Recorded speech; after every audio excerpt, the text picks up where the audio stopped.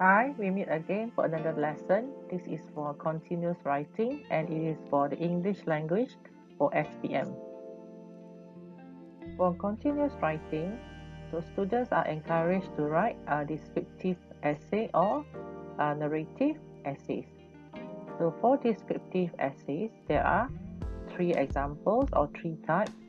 The questions normally will ask for a description of a person, a place, or an event.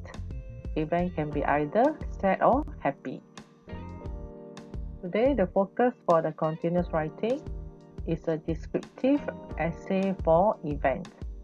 So we are going to focus on robbery. Previously, I did a video for events such as accident and also fire. So now let's look at vocabulary for robbery. You have robbery. So you have the person is you call robber or robbers, and then the verb is robbed. So next we have theft. So the person committing the crime is called a thief or thieves. And then we have burglary. So the person burglar or more will be burglars, and the verb or the action will be burglarize or burgled. Then we have snatch. So the person is called a snatcher, and the action is called snatched. And then you have other words such as break in or break-ins. Then we have verbs like broke into, ransacked, gag, tied up, at gunpoint, armed with pistol, armed with knife, armed with revolver, or armed with gun. And the last one is mask. Then we have other vocabulary or other words such as apprehended, surrounded, captured, surrendered, imprisoned or jailed, caught, alerted, gunshots, took into custody, handed over to the police, chased, and arrested. Here we have more words related to robbery such as getaway car, ran away, looted, ordered, spat off, pounced, fled, loaded cash and jewelry. We have fired shots and escaped. It is also good for pupils to know some idiomatic expressions. So, example to describe robbery or theft or snatch, theft and burglary, you can use, for example, to cover one's tracks. So, to cover one's track means to conceal the evidence of a crime or other, usually shameful or nefarious act. Example, the thief covered his tracks well. He deactivated all the security cameras and didn't leave a single fingerprint. Another example, it would have been the perfect crime if only he had been able to cover his tracks. Next we have to get caught red-handed. So to get caught red-handed means to be caught in the act of committing a crime or breaking a rule.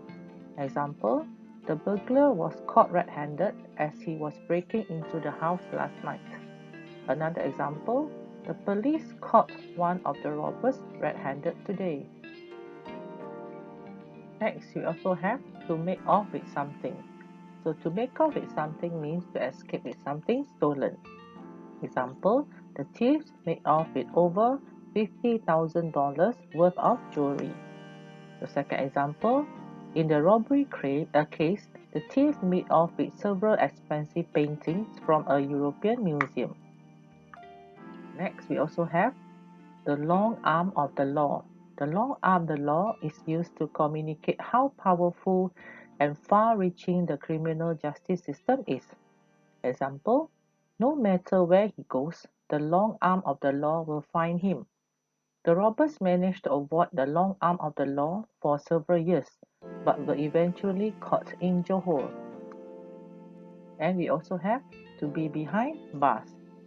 To be behind bars means to be serving time in prison. So you can write, the two robbers were put behind bars for many break-ins across the states.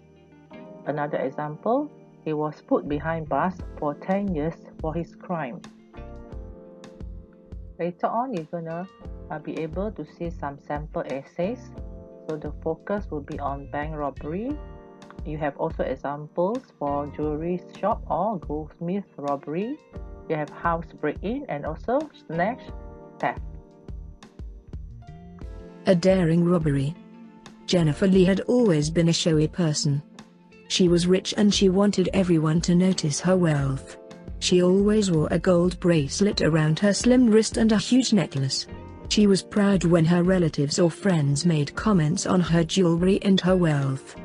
One day, she walked out of the goldsmith shop, clutching a bag.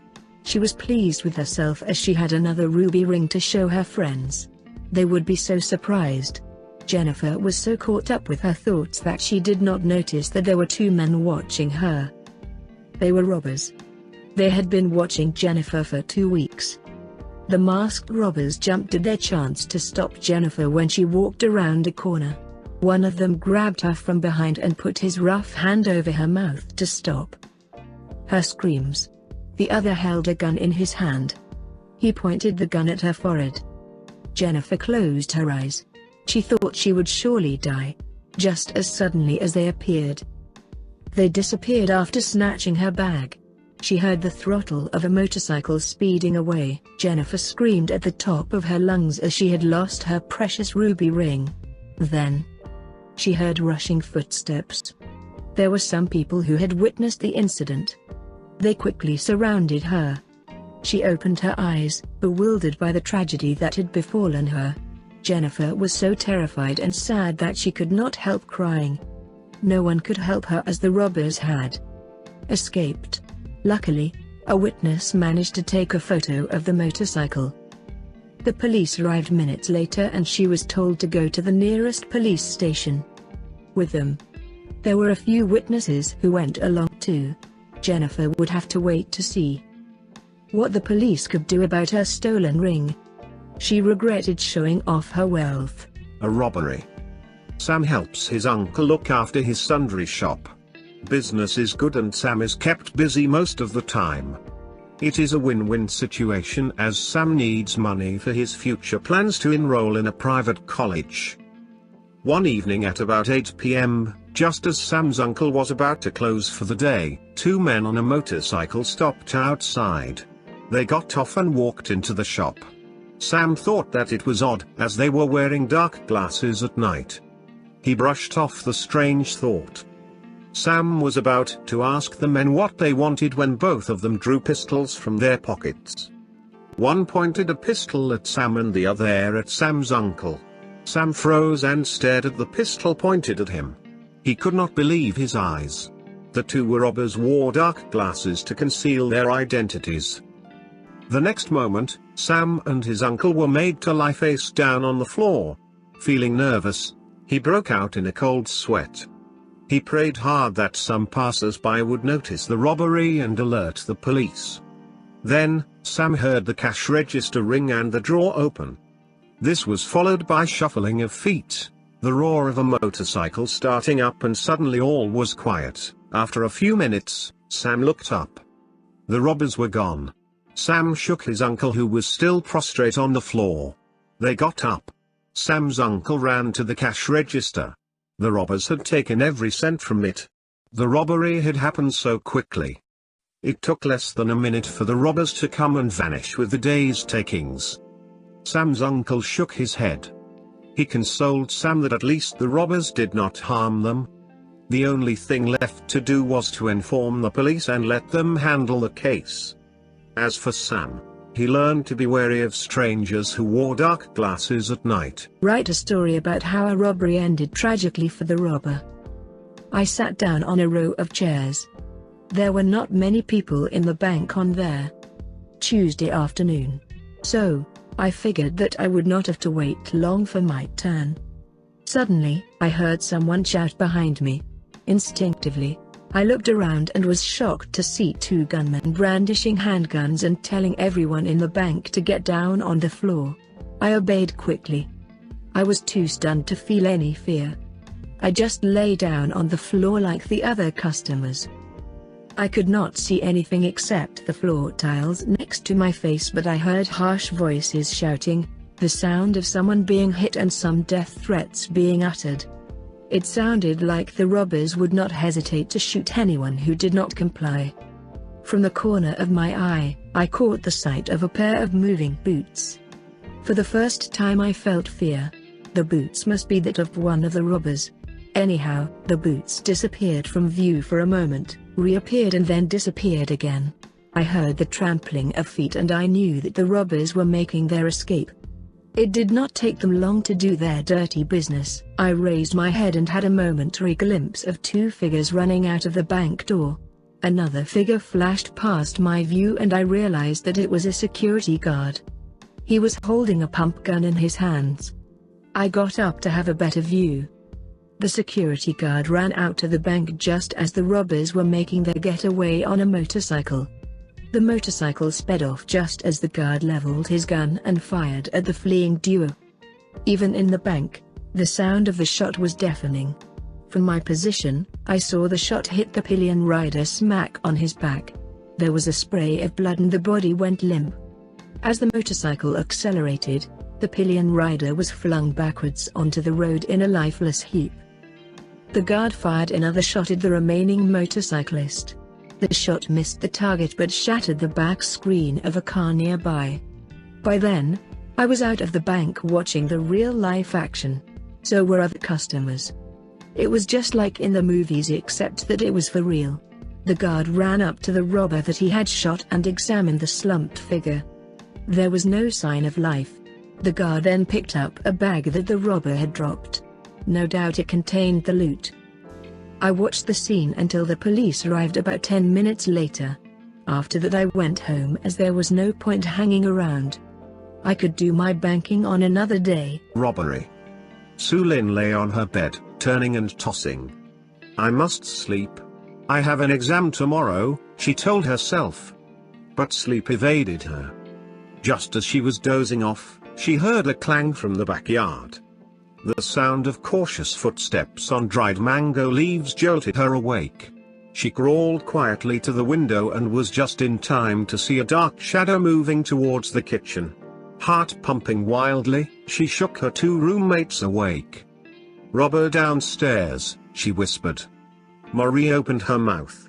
Quickly Sulin cupped her hand over Maria's mouth to stop the scream that was coming forth. By this time, Archu had already barricaded their door with a study table.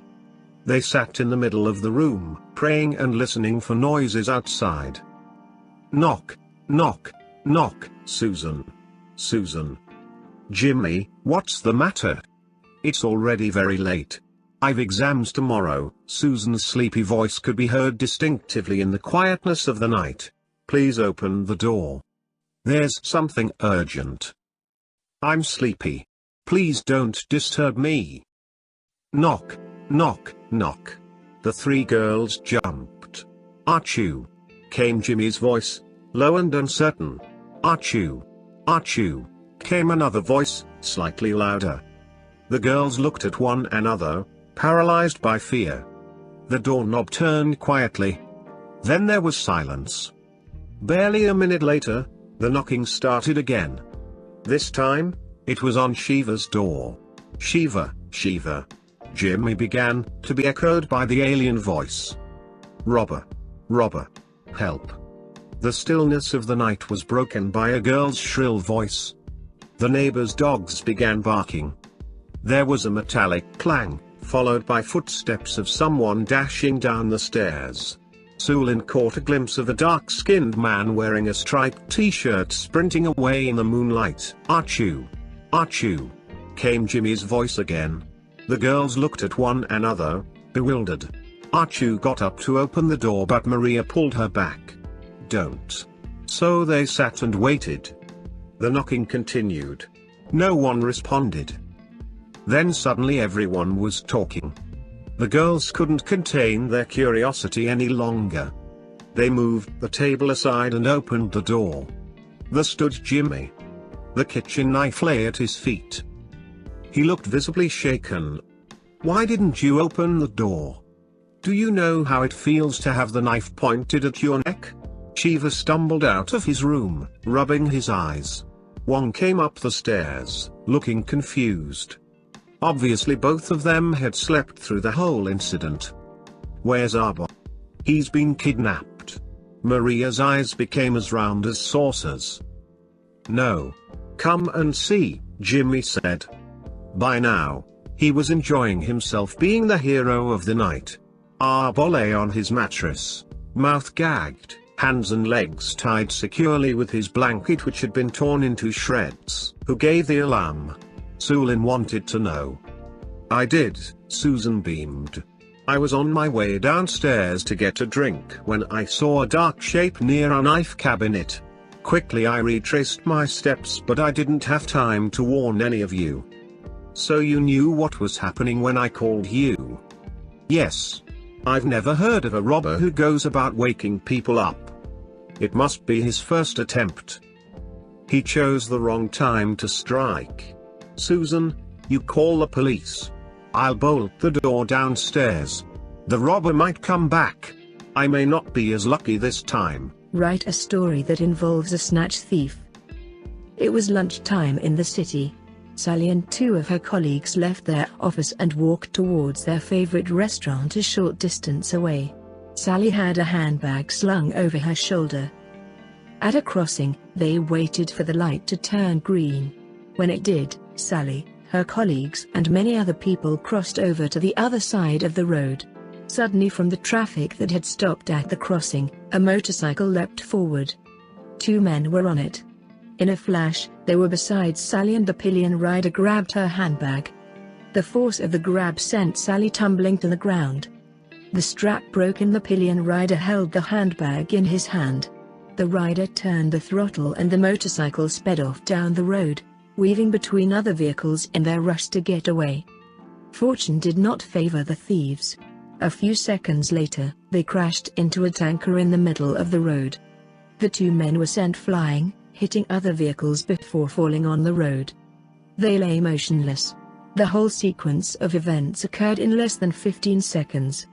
In that time, two distracted drivers crashed into the vehicles in front of them. Finally all traffic stopped. Some men rushed to the thieves and pulled them to the roadside. Sally sat on the curb with her colleagues by her side. She was badly shaken by the whole incident. She had some cuts and bruises on her body. Otherwise she was all right.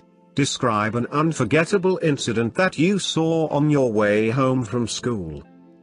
Dark rain clouds were gathering in the sky. I was cycling as fast as I could to get home before the downpour. When I felt a few big drops on my head, I decided to head for a bus stop, about 100 meters away. As I was nearing the bus stop, I saw a lady rushing towards it from the opposite direction, tugging a little boy behind her. The little boy was finding it hard to keep up with her, so, finally, she just picked him up and carried him. Suddenly, a motorcycle roared past me, almost knocking me down. "Hey! Are you mad?" I shouted at the motorcyclist. He turned to look at me, and for a split second, I saw his face, cruel, glaring eyes and menacing expression. However, he just sped on. Then, I realized that he was heading right for the woman and little boy. "Watch out! Watch out!" I shouted. I saw the lady turn to look at the motorcyclist, dismay etched on her face. In an instant, the motorcyclist had reached the lady. He stretched out an arm and grabbed hold of her handbag, hitting her on the back at the same time.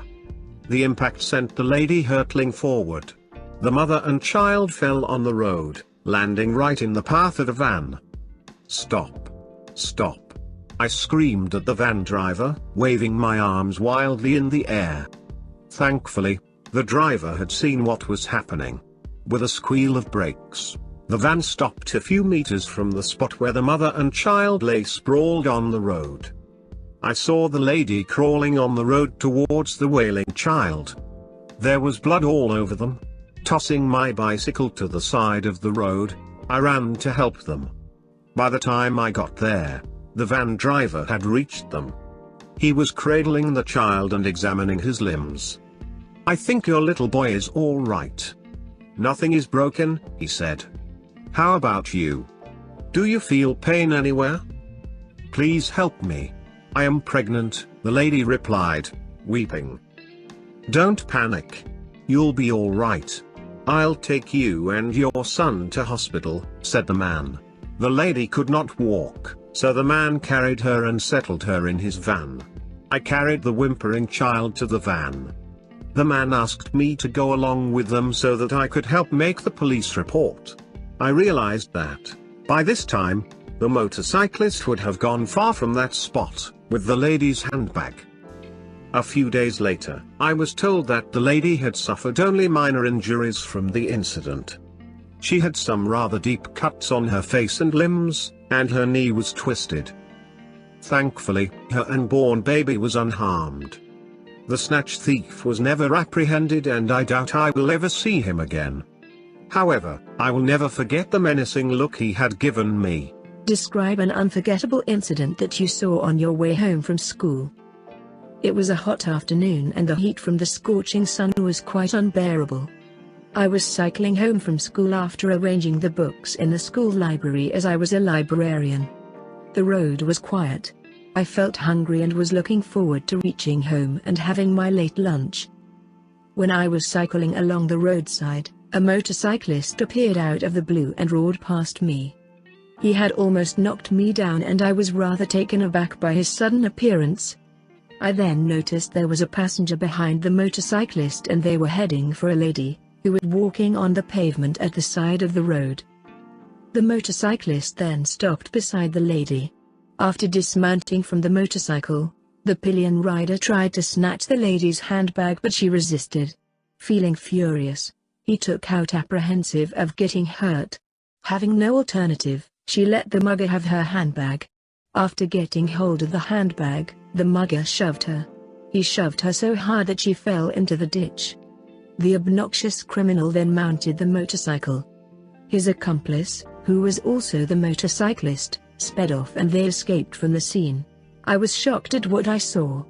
The robbery happened so fast that before I could do anything to try to foil it, the whole incident was over. I ran to help the lady. When I reached the part of the ditch where the lady fell into, I saw her seated at the bottom of the ditch. She had scratch marks on her arms and legs and was groaning in pain. I then realized that she was pregnant. I assisted her to get out of the ditch. I felt sorry for her as she was in a state of shock. I comforted her. Soon, a car stopped beside us and a man emerged from it. Upon seeing the condition of the lady, he asked me what had transpired. I related the whole incident to him. The benevolent man then offered to take the lady to hospital. As I was an eyewitness to the crime, he requested me to come along in order to help lodge a police report. The doctor who examined her said that apart from some superficial scratches and minor bruises on her limbs, she was doing fine. The baby she was conceiving was healthy as well. I was glad to hear that. A few days later, she came to my house to thank me personally for lending her a helping hand. However, the snatch thieves were never apprehended. I would never forget this incident or the snatch thieves' faces as long as I live. Dear students, we have come to the end of our lesson for today, and just now you learned how to write continuous writing, and then we did a lesson on how to write descriptive essays. It was on the topic of robbery, snatch, theft, or burglary. I hope that you will benefit from this video, and then do remember to subscribe to my channel. It is called Educator Omni Tube. So signing off, I'm Madam Gan. Bye bye.